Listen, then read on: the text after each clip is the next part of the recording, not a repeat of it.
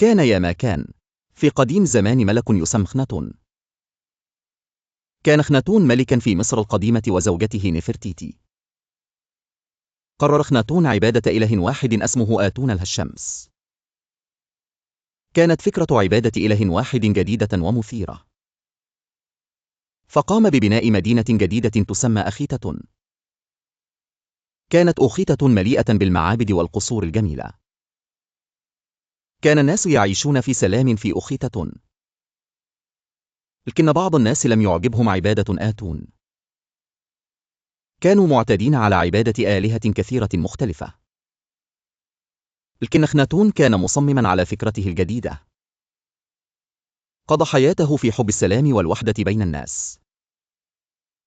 لكن بعد موته عادت عبادة الآلهة الكثيرة. يعد خناتون أحد أول من دافعوا عن العقيدة الواحدة. ترك بصمة لا تنسى في تاريخ مصر القديم. وهكذا ينتهي حكايتنا عن الملك خناتون الشجاع.